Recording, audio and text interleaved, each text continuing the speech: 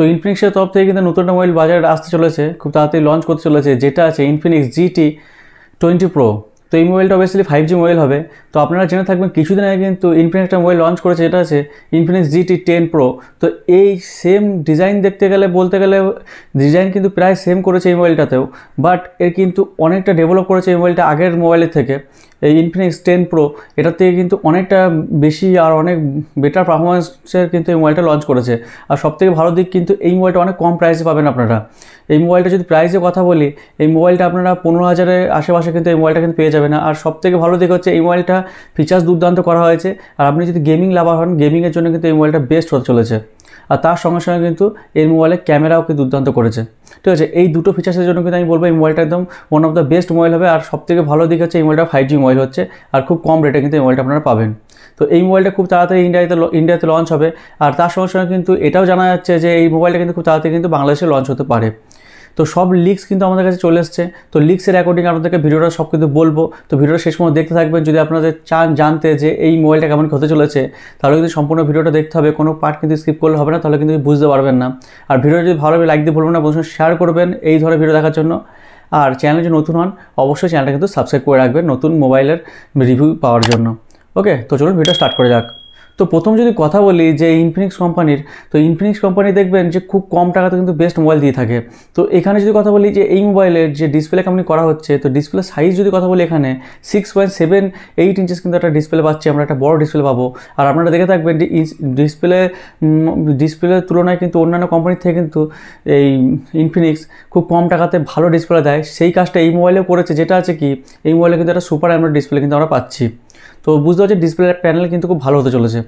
ঠিক আছে, আর যেহেতু বড় ডিসপ্লে এখানে কিন্তু মাল্টিমিডিয়া এক্সপিরিয়েন্সও কিন্তু আপনারা খুব ভালো পাবেন। আর তার সঙ্গে সঙ্গে এই ডিসপ্লেকে আরও এনহ্যান্স করে দেয় যে এই ডিসপ্লের রিফ্রেশ রেট যেটা আছে 144 হার্জের কিন্তু রিফ্রেশ রেট আপনারা পাবেন। ওকে, তো আপনারা বুঝতে পারছেন যে ডিসপ্লে কিন্তু কোয়ালিটি কিন্তু দুর্দান্ত হতে চলেছে এই মোবাইলের। ঠিক আছে, তো এরপর যদি কথা বলি যে এই মোবাইলে যেহেতু গেমিং কথা বললাম আমি, তো গেমের জন্য বেস্ট যে দিকটা আছে এই মোবাইলে জানতে হবে যে প্রসেসর কেমন করা হতে পারে।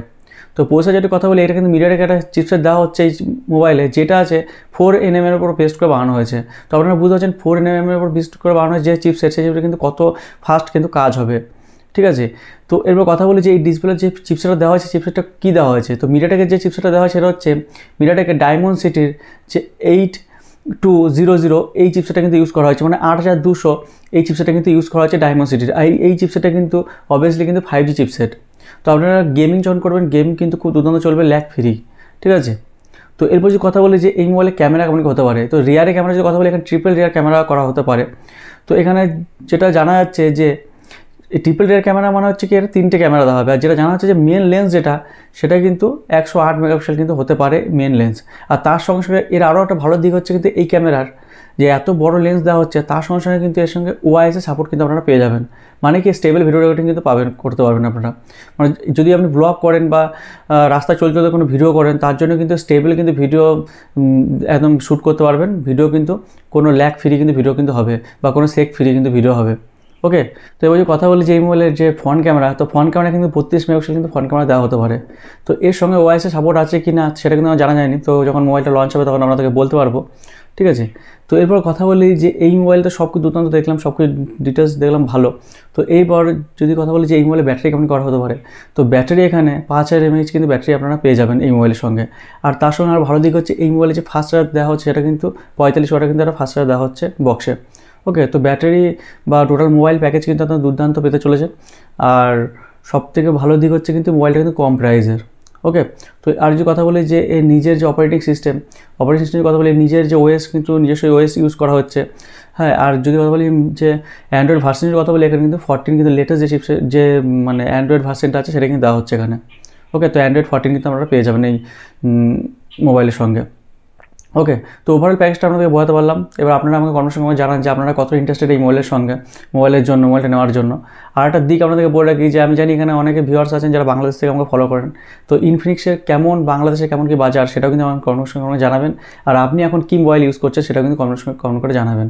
ওকে, তো চলুন আজকের মতো এই পর্যন্তই। যদি ভিডিওটা ভালো হবে লাইক দিয়ে বলুন, সঙ্গে শেয়ার করুন। আর এই ধরনের ভিডিও পাওয়ার জন্য কিন্তু চ্যানেলটা সাবস্ক্রাইব করে রাখতে হবে। তো চলুন ভিডিওটা শেষ করা যাক, পরবর্তী ভিডিও নিয়ে আবার পরে দেখা হবে।